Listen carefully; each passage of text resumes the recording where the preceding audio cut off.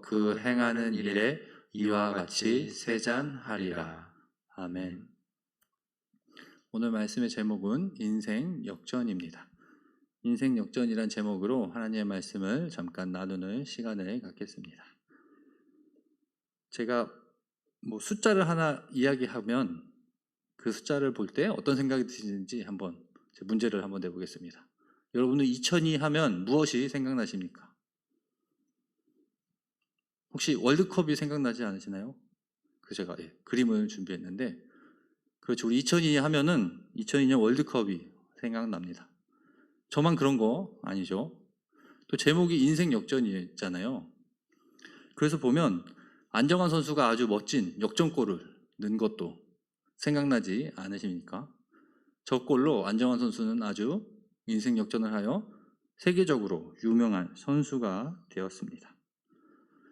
여기서 또 다른 숫자 3개를 또 보여드리겠습니다. 8.15 하면 뭐가 떠오르십니까? 그저 1945년에 우리가 광복한 그날이 떠오릅니다. 이번엔 숫자 2개를 보여드리겠습니다. 3.1 하면 뭐가 생각나시죠? 3.1절이 다 생각나시죠? 우리가 이렇게 같은 생각을 할 수 있는 이유는 뭐라고 생각하십니까? 보면 우리는 생각을 지금 공유하고 있습니다. 어떠한 이유에서냐면 바로 우리는 같은 문화 안에 있으므로 우리는 생각을 공유하고 있습니다. 오늘은 이 이야기도 하려고 합니다. 인생 역전 이야기도 하고 생각을 공유하는 것.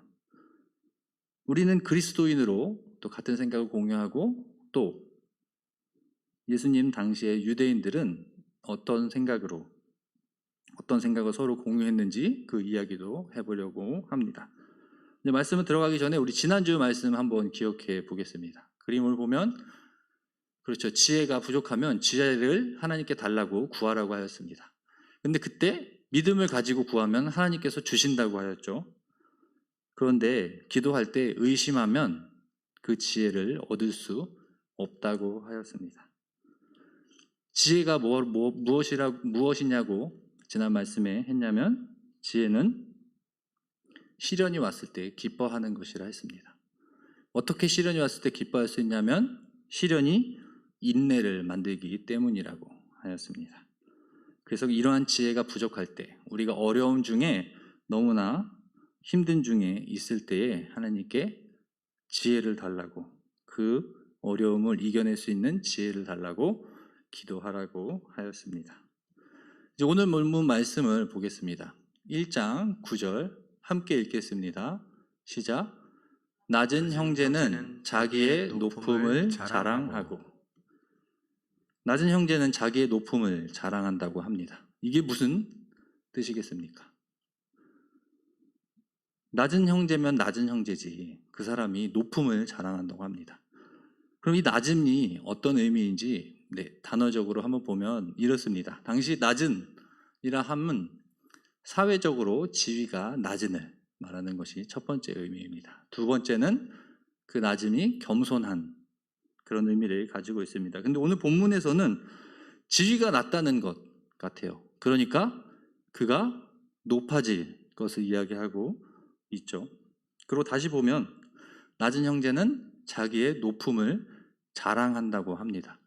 이게 무슨 의미인지 우리가 더 알기 위해서는 10절을 봐야 합니다. 10절도 함께 읽겠습니다. 시작.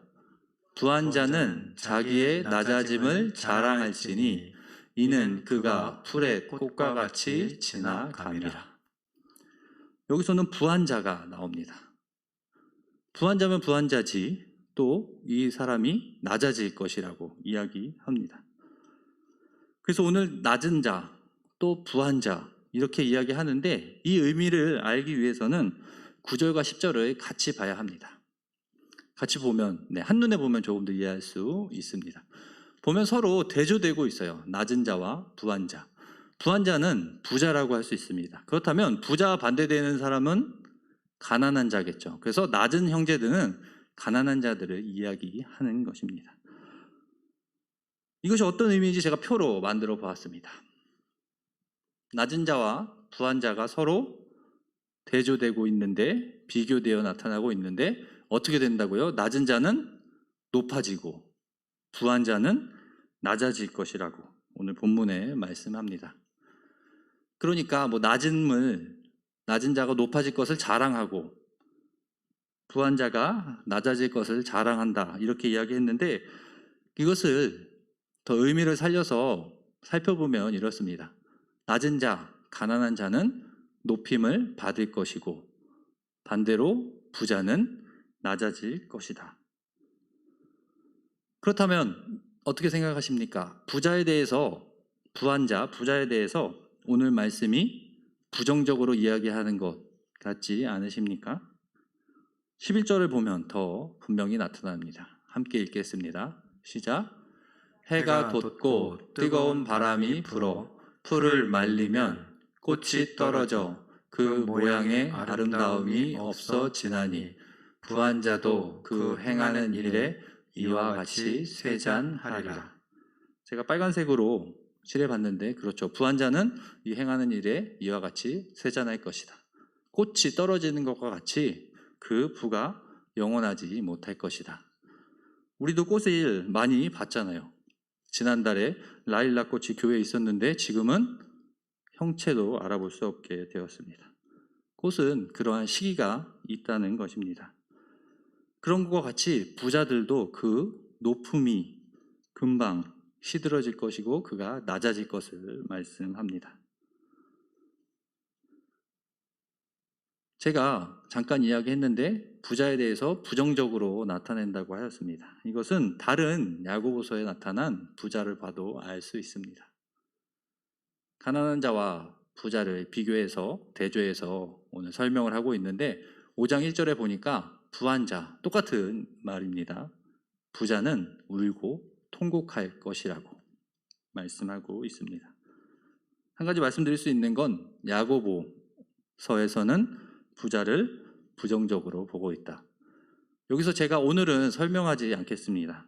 왜 부자를 부정적으로 봤고 어떤 사람이 부자이고 또 그들이 어떠한 일을 했기 때문에 성경에서 부정적으로 이야기하는지는 오늘은 살펴보지 않겠습니다. 오늘은 그냥 이 주제에 대해서만, 낮은 자가 높아지고 높은 자가 낮아진다는 그 주제에 대해서만 살펴보려고 합니다. 사실 지금까지 드린 이 말씀이 오늘 내용의 전부입니다. 낮은 자는 높아질 것이고 높은 자는 낮아질 것이다. 그런데 우리가 이 말씀을 들었을 때 혹시 생각이 나는 성경 구절이 있으십니까? 제가 지난주도 말씀드렸듯이 마태복음과 산상수훈과 연결되는 부분이 있다고 했잖아요. 같은 내용이. 혹시 산상수훈 말씀 중에 이 말씀과 오늘 들은 이 주제와 관련된 게 생각나는 구절이 있으십니까? 제가 찾아보았습니다. 마태복음 5장 3절입니다. 함께 읽겠습니다. 시작. 심령이 가난한 자는 복이 있나니 천국이 그들의 것이며. 같은 주제 아닙니까? 가난한 자가 복이 있답니다. 가난한 자면 가난한 자지. 가난한 자가 복이 있는데 그 이유는 그들이 천국을 얻을 것이라고 말씀합니다. 가난한 자가 소위 말했던 제목에 나왔던 인생 역전을 하여 복을 받고 그 복은 천국에 가는 것이라고 말씀합니다. 그러니까 야고보서는 12지파 이스라엘 백성에게 쓴 것입니다. 그러니까 그들이 예수님의 말씀을 들었다면 오늘 이 세 절의 말씀을 보고는 예수님께서 하신 말씀을 떠올렸을 것입니다. 오늘의 말씀의 주제인 바로 이 그림을 말입니다. 가난한 자는 높아질 것이고 부자는 낮아질 것이다. 신약을 넘어서 구약에도 이와 비슷한 말씀이 있습니다. 아마 우리보다 성경을 더 잘 알고 있는 당시의 이스라엘 사람들, 유대인들은 이 말씀을 생각했을 것입니다. 혹시 기억이 나는 성경 구절이 있으신가요? 가난한 자가 높아지고 높은 자가 낮춰질 것이다. 제가 그림을 준비했습니다. 어떤 그림인지 아시겠나요? 제목은 한나입니다. 얀 빅토르라는 사람이 그린 것이고 1645년에 이 그림의 내용을 제가 적어놨습니다. 사무엘을 엘리 제사장에게 보내는 장면을 그리고 있습니다. 저 여인은 당연히 사무엘의 엄마인 한나겠죠. 한나의 기도가 혹시 기억나십니까? 사무엘상 2장 7절에 나타납니다. 같은 내용입니다. 한나의 기도인데 우리 빨간색 부분만 같이 읽겠습니다. 시작. 여호와는 가난하게도 하시고 부하게도 하시며 낮추기도 하시고 높이기도 하시는도다. 같은 주제 아닙니까? 야고보서에 나타난 내용과 말입니다. 하나님께서 이렇게 하신다는 겁니다. 가난한 자를 높이기도 하시고 또 부한 자를 낮추기도 하신다고. 한나의 기도 때부터 나타나고 있습니다. 제가 이것을 인생 역전이라고 하였습니다. 그래서 인생 역전의 내용들을 제가 3가지 적어봤는데 오늘 본문 말씀의 내용, 하나님께서 가난한 자를 인생 역전하여 높이신다고 하였습니다. 2번째는 아이가 없는 자에게 아이를 갖게 하신다고. 이것은 한나의 기도에 나온 내용이죠. 마지막은 누구의 어떤 성경 구절일까요? 가장 볼 것 없는 막내 아들을 선택하셨습니다. 다윗의 이야기입니다. 사무엘상 전체를 봐도 이 인생 역전의 주제가, 인생 역전의 스토리가 나타나고 있습니다. 우리가 오늘 인생 역전이라는 주제로 성경 말씀을 들었습니다. 제가 그래서 제목도 이렇게 정해 봤습니다. 제 제목을 정하고 인터넷에 인생 역전이라고 한번 4글자를 쳐보았습니다. 그러니까 가장 먼저 나온 사진이 이것이었습니다. 지금 이 시대의 인생 역전은 로또밖에 없답니다. 사람들의 생각에는 내가 인생 역전을 해야지 하면 로또로 일확천금을 수고 없이 받아 행복하게 사는 것, 이것이 인생 역전이라고 생각하고 있습니다. 제가 로또로 인한 인생 역전보다 조금 더 고상한 이야기를 해드리겠습니다. 영화 이야기인데요. 행복을 찾아서란 영화가 있습니다. 한 흑인 남성의 이야기를 그린 겁니다. 그런데 이 영화는 영화로 만들어진 창작된 것이 아니라 실제 인물의 그 인생을 그린 영화입니다. 미국에서는 굉장히 유명하다고 합니다. 여러분들도 들어보셨을 수 있는데 그는 크리스 가드너라는 사람입니다. 그는 억만장자입니다. 그는 정말 어렵고 힘든 중에 열심히 살아 돈을 많이 번 사람입니다. 말 그대로 인생 역전한 사람입니다. 그래서 그가 지금 하는 일은 세계를 다니며 동기부여해주는 그러한 연설을 하고 다니고 있습니다. 그러면서 그가 한 명언들이 많이 있습니다. 제가 그 사진을 가지고 왔는데 제가 읽어드리겠습니다. 이렇습니다. 뿌린 대로 거두는 것이다. 노력과 성실은 배반하지 않는다. 포기하고 싶은 그 순간 바로 다시 시작하라. 인간에게 가장 큰 선물은 자기 자신에게 기회를 주는 것이다. 이러한 이야기를 하며 사람들에게 힘을 내라고, 어려운 중에 힘을 내라고, 포기하지 않으면 여러분도 나처럼 인생 역전할 수 있다고, 이러한 이야기를, 이러한 동기부여를 주는 일을 하고 있습니다. 여기서 그럼 우리 같이 생각해 보겠습니다. 여러분의 인생은, 우리의 인생은 역전되었습니까? 다시 말하면 우리의 인생은 지금 역전된 후입니까? 아니면 인생 역전을 기다리고 있는 상황입니까? 오늘 말씀을 읽었는데 말입니다.